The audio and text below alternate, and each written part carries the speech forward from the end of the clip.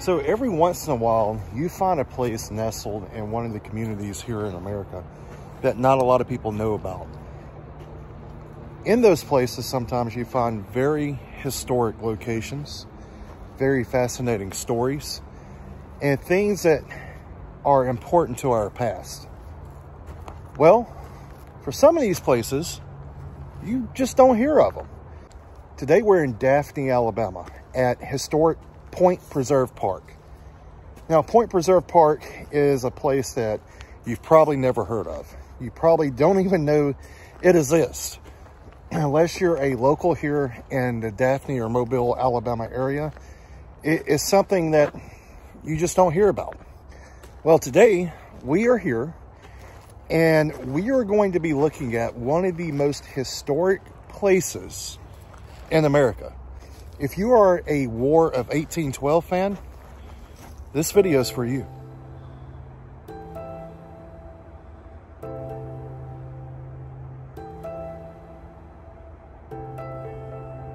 So I am walking in historic Point Preserve Park here in Daphne, Alabama. But I'm in the middle of the woods on a trail here, and I am making my way into the park itself. Now, historic Point Preserve Park is very famous in history for a lot of reasons. One, it was the site of a Native American village. In Alabama history, the Creek Indians or Muskogee people inhabited the area that we know now as our home. The reason why they established a village here in this location is just a few hundred yards away from me. In that direction lies Mobile Bay, which opens up to the Gulf of Mexico. These are the places that Native Americans called home, and you had big trees like the remnants of what was once here in this location. Behind me you can see maybe some of the tall live oaks, and these trees date back to hundreds and hundreds of years old, way back before the American Revolution even started. So not only did you have a Native American village here, but also not far from this location lies Spanish, or what was Spanish West Florida. So this location also had the federal road that ran close to here. Now, why is that important? And why is Spanish West Florida important? Well, in the early parts of our history, Spanish West Florida, where Pensacola is now located, was where the Spanish had their government and one of their biggest government seats for West Florida. This area was up under Spanish control at one point.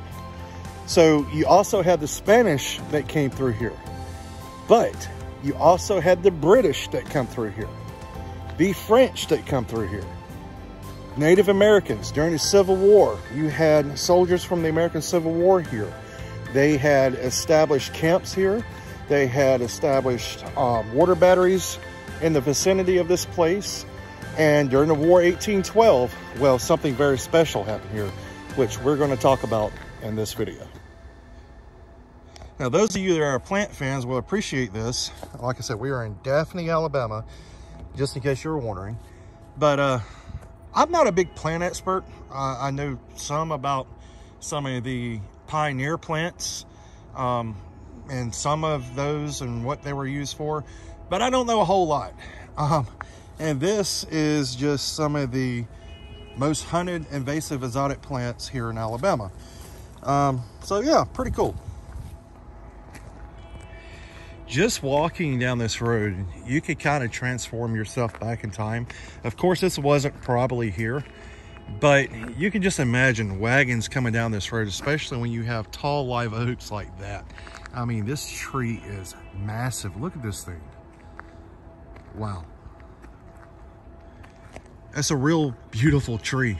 Now, nothing would compare to the sights we saw this past week in Lookout Mountain, Tennessee, but that's pretty cool.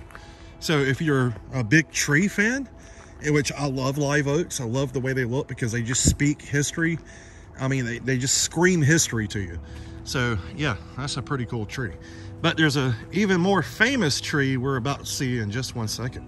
So we are making our way down this trail to what we're here to see, or one of the things we're here to see.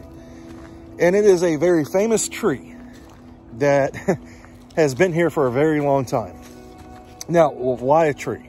You guys may ask yourself, well, why on a history channel are we showing a tree? And why is a tree important to history?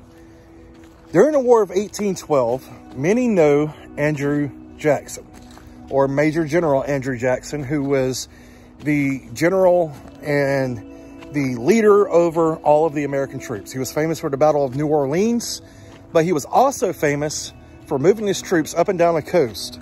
Now, Jackson was headed from New Orleans to Pensacola, Florida.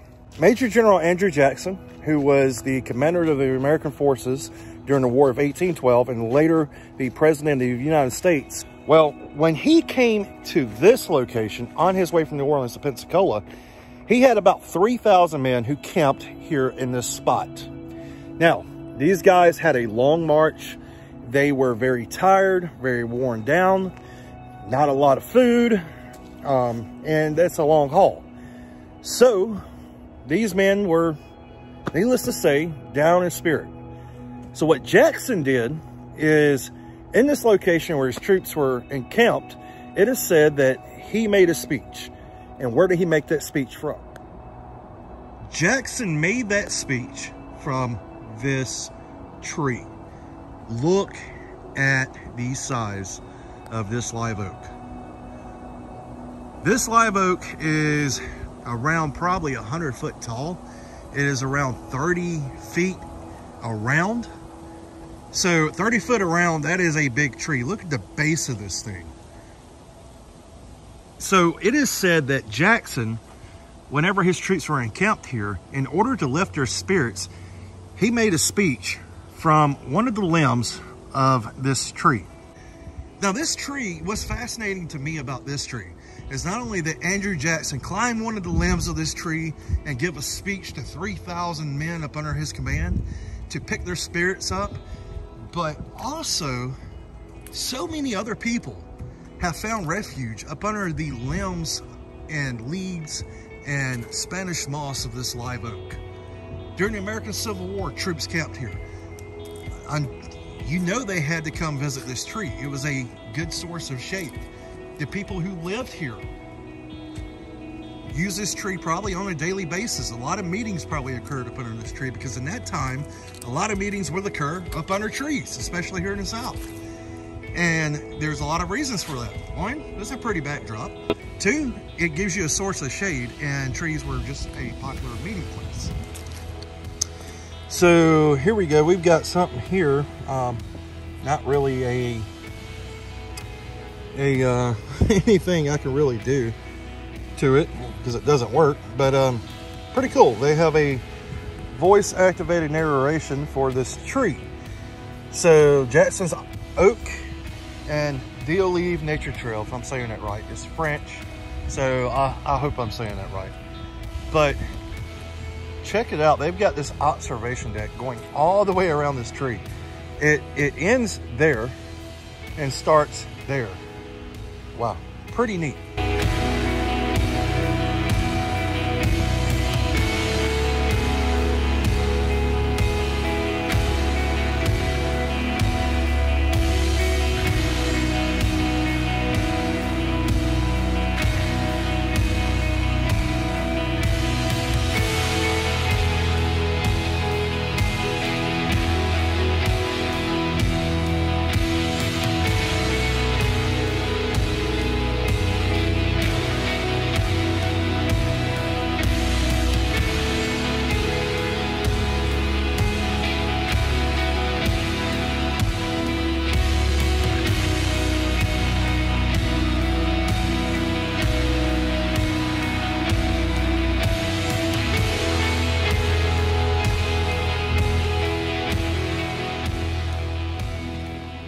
So this is Jackson's Oak, and this is where it is said that Jackson gave a very famous speech to his troops from. Now, I don't see the speech anywhere around here, and I don't know for sure how the speech went, honestly. So I thought maybe there'll be a historic marker or something here with the speech, but obviously there's not. But the speech was to help Jackson pick up the spirits of his men as they marched from New Orleans to Pensacola, and this was kind of the midway point. And wow, very cool to see a piece of history like this. Let's continue on. So not only is the Jackson Oak the only thing you can see here, but there's some other cool sites here in this park that you can see. Now, this park is nestled back in the middle of really nowhere, and unless you know about it and you come to Daphne, you won't find it. So you can put it in the GPS, you can find the park that way, and now you know this park exists. So let's check out some things that this park has to offer.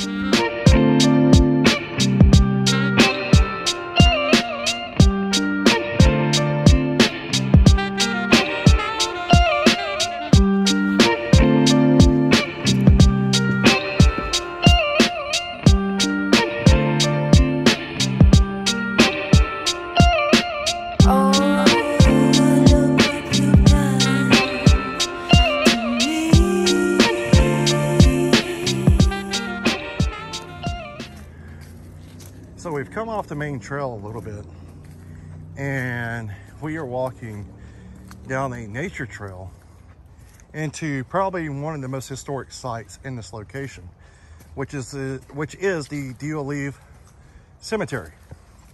Now, this cemetery dates back to the early 19th century at least, and that's just as we know of. And you can see it just up ahead. But check this out.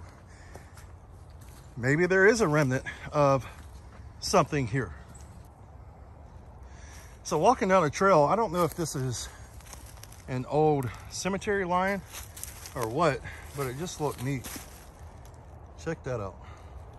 Don't think it's part of a building because it's lining up exactly with a post. But yeah, it's not a building. This is remnants of the old wall. So apparently this used to have concrete, I mean not concrete, but brick structures lining the cemetery wall. Now, there are at least 100 graves in this cemetery, but only like 20 to 30 graves are marked, which is just unreal. There is one grave in here in French. I don't know if we can find it. I'm sure we can, but we'll take a look and see if we can't pinpoint that grave. But really, come on, people. Why would someone knock this down? You would like to think nature did that, but in today's world, well, you just never know.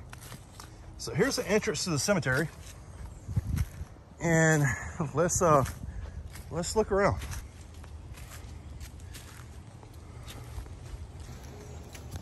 So this cemetery is actually very cool. And wow, a lot of trees in here too. You can tell this is very old. And we've got a grave here. Let's take a look at some of these. So here's the first grave we come across in memory of Mary Blue, wife of Uri Blue, died May 19th, 1826. 36 years old, very young. And then you've got all kinds of unmarked graves here. And this is your common burial in the South, as with most of the world, except if you go to New Orleans and places like Savannah, things look a little bit different. Not much, but a little bit. And yeah, pretty neat. But we have some that's marked here. And Jesse Louis D'Olive, and he was a member of the 15th Regiment of Alabama Cavalry. Was born in 1839, died in 1876. So about 10 years after the war. He passed away 11 years after the war. And then we've got a grave here. This is in French, the grave that's in French, and she is buried with her infant son. And is it Anne? I think, can't really tell. It's kind of marked off, but died 1857, looks like. She died in 1837. Yeah, and it's all in French. Pretty neat. And then, so apparently this is a D'Olive family plot cemetery here. Graves from 1812 to 1876. So Mary D'Olive was born during the War of 1812. And Marion D'Olive, all in French. Like I said, they're all French. Age 27, died at July 1830. So 1840. Wow, just check this out. Unmarked infant. Wow, so another infant grave. You know, babies died a lot, it seems, back in those days. There's also hundreds more graves out here. You can see kind of the depressions in the ground. There's one there, one there. So I can kind of tell where some of these graves may be. There's one here, another one there. And that's how you can tell some old grave sites sometimes, is that the ground will actually go down. And there's a lot of those out here. So we are going to try to stick to the trails as much as possible, because it is disrespectful to walk on top of someone's grave. But pretty cool.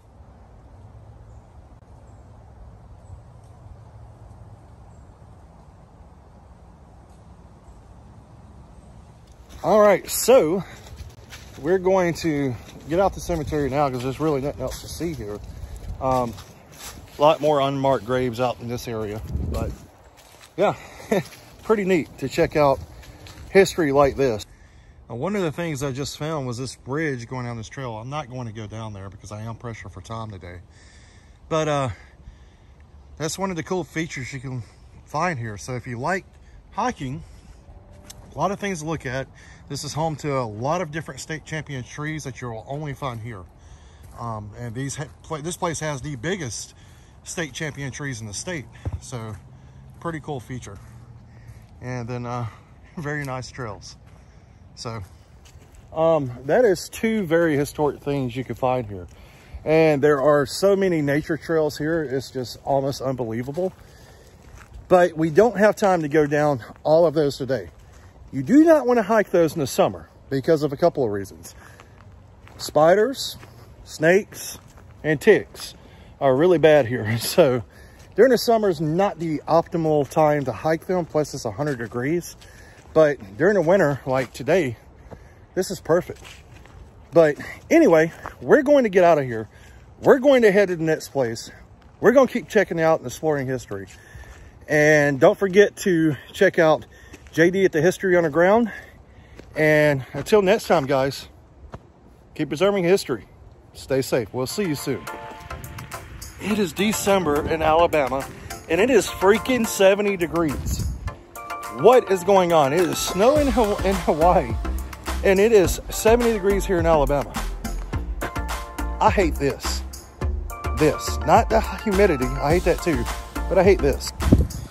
Do not be this guy, because it is just not cool.